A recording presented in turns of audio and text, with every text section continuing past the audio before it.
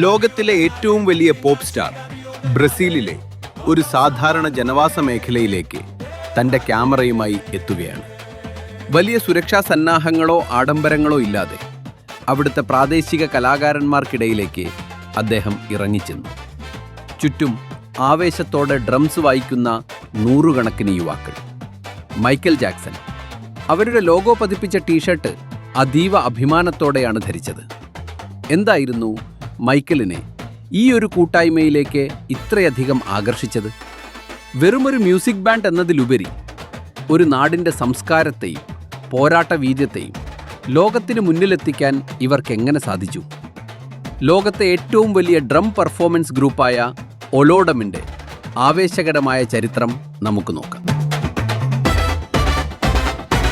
1979 ബ്രസീലിലെ സാൽവദോർ നഗരം.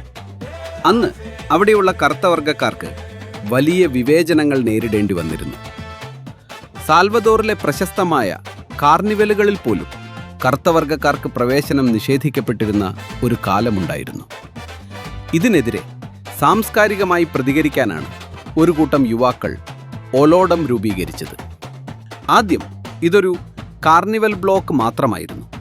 എന്നാൽ 1980കളിൽ ജാവ് ജോർജെ സാന്തോസ് റോഡ്രിഗസ് എന്ന വിപ്ലവകാരി ഇതിൻ്റെ നേതൃത്വം ഏറ്റെടുത്തതോടെ ഒലോഡം ഒരു രാഷ്ട്രീയ പ്രസ്ഥാനമായി മാറി. ആഫ്രിക്കൻ വംശജരുടെ പാരമ്പര്യം ഉയർത്തിപ്പിടിക്കുക, കറുത്തവർഗക്കാരുടെ അവകാശങ്ങൾക്ക് വേണ്ടി പോരാടുക എന്നതായിരുന്നു അവരുടെ ലക്ഷ്യം. ഒലോഡുമേർ എന്ന വാക്ക് അവരുടെ വിശ്വാസത്തിലെ പരമോന്നത ദൈവത്തെ സൂചിപ്പിക്കുന്നു. ഒലോഡത്തിൻ്റെ സംഗീതം ലോകമെങ്ങും പടരാൻ കാരണം നെഗിന്യോ ഡോ സാംബ എന്ന സംഗീതജ്ഞനാണ്. അദ്ദേഹം ബ്രസീലിലെ പാരമ്പര്യ സാംബ താളത്തെ കരീബിയൻ രാജ്യങ്ങളിലെ റെഗ്ഗെ സംഗീതവുമായി കൂട്ടിച്ചേർത്തു. ഇതിനെയാണ് സാംബ റെഗ്ഗെ എന്ന് വിളിക്കുന്നത്. ഇതിലുപയോഗിക്കുന്ന ഓരോ ഡ്രമ്മിനും ഓരോ ധർമ്മമുണ്ട്. ഏറ്റവും വലിയ ഡ്രമ്മുകൾ സുർഡോ, ഹൃദയമിടിപ്പ് പോലെ താളം നൽകുമ്പോൾ ചെറിയ ഡ്രമ്മുകൾ അതിവേഗത്തിലുള്ള ബീറ്റുകൾ നൽകുന്നു. ഈ താളം കേട്ടാൽ ആരുമറിയാതെ നൃത്തം ചെയ്തു പോകും. ഈ ഊർജമാണ് ലോകപ്രശസ്തരായ പല സംഗീതജ്ഞരെയും ബ്രസീലിലേക്ക് എത്തിച്ചത്. 1996 Michael Jackson they don't care about us എന്ന പാട്ട് ഷൂട്ട് ചെയ്യാൻ ബ്രസീലിലെത്തിയപ്പോൾ വലിയ തടസ്സങ്ങൾ നേരിട്ടു. ബ്രസീലിയൻ ഗവൺമെൻറ്റിന് മൈക്കൽ അവിടെ വരുന്നത് ഇഷ്ടപ്പെട്ടില്ല. കാരണം ബ്രസീലിലെ പാവപ്പെട്ടവരുടെ ചേരികൾ ലോകം കാണുന്നത് അവരുടെ ഇമേജിനെ ബാധിക്കുമെന്ന് അവർ ഭയന്നു. എന്നാൽ മൈക്കൽ ഉറച്ചുനിന്നു. അദ്ദേഹം ഓലോഡം പ്രവർത്തകർക്കൊപ്പം ദിവസങ്ങളോളം ചിലവഴിച്ചു. ആ വീഡിയോയിൽ കാണുന്ന ഊർജം ഒറിജിനലാണ്. മൈക്കൽ ജാക്സൺ ആ ടീഷർട്ട് ധരിച്ചത് വെറുമൊരു പരസ്യത്തിനല്ല, മറിച്ച് ആ ജനതയോടുള്ള ആദരവ് പ്രകടിപ്പിക്കാനായിരുന്നു.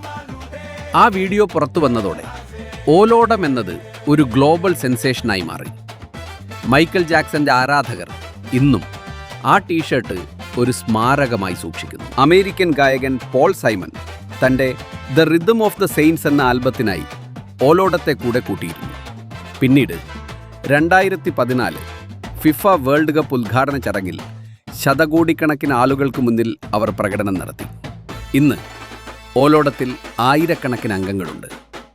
പലരും മാറി വരുമ്പോഴും അവരുടെ ഐക്യം നിലനിൽക്കുന്നു. ഗ്രൂപ്പിൻ്റെ ഇപ്പോഴത്തെ അധ്യക്ഷൻ ജോവാവോ ജോർജ് തന്നെയാണ്. അദ്ദേഹം ഇപ്പോഴും അന്താരാഷ്ട്ര വേദികളിൽ ഓലോഡത്തിൻ്റെ സന്ദേശമെത്തിക്കുന്നു. കൂടാതെ ലാസറോ റാമോസ് തുടങ്ങിയ പ്രശസ്തരായ നടന്മാരും കലാകാരന്മാരും ഓലോഡത്തിൻ്റെ സ്കൂളിൽ നിന്ന് വളർന്നു വന്നവരാണ്. ഇന്ന് ഓലോഡം വെറുമൊരു ബാൻഡല്ല, അതൊരു വിദ്യാലയമാണ്. എസ്കോല ഒലഡും എന്ന അവരുടെ സ്കൂളിൽ സംഗീതം മാത്രമല്ല, ആഫ്രിക്കൻ ചരിത്രവും പൗരാവകാശങ്ങളും പഠിപ്പിക്കുന്നു. ചേരികളിൽ വളരുന്ന കുട്ടികൾ തോക്കുകൾക്ക് പകരം ഡ്രം സ്റ്റിക്ക് കയ്യിലെടുക്കണമെന്നാണ് അവരുടെ ആഗ്രഹം. ബ്രസീലിലെ കറുത്തവർഗക്കാർക്ക് ഇന്ന് ലഭിക്കുന്ന പല അവകാശങ്ങൾക്കും പിന്നിൽ ഒലോഡം നടത്തിയ സമരങ്ങളുണ്ട്. അതുകൊണ്ട് അടുത്ത തവണ നിങ്ങൾ ആ മഞ്ഞ ടീഷർട്ട് കാണുമ്പോൾ ഓർത്തോളൂ, അത് പോരാട്ടത്തിൻ്റെ നിറമാണ്. അടിച്ചമർത്തപ്പെട്ട ഒരു ജനത സംഗീതത്തിലൂടെ ലോകത്തെ ജയിച്ച കഥയാണത്. ബ്രസീലിലെ ആ ഇടുങ്ങിയ തെരുവുകളിൽ നിന്ന് തുടങ്ങി ഭൂഖണ്ഡങ്ങൾ കടന്ന് ഇന്നും ആ ഡ്രം ബീറ്റുകൾ മുഴങ്ങുന്നുണ്ടെങ്കിൽ അതിനർത്ഥമൊന്നു മാത്രം. ഭാഷയോ ദേശമോ വർണ്ണമോ ഇല്ലാതെ മനുഷ്യഹൃദയങ്ങളെ ഒന്നിപ്പിക്കാൻ സംഗീതത്തോളം വലിയ മറ്റൊരു ശക്തിയുമില്ല. വിപ്ലവവും സ്നേഹവും ഒരുപോലെ തുടിക്കുന്ന ഒലോടത്തിൻ്റെ ആ താളം ഇനിയും ലോകമെമ്പാടുമുള്ള ഹൃദയങ്ങളിൽ പ്രതിധ്വനിച്ചുകൊണ്ടേയിരിക്കും.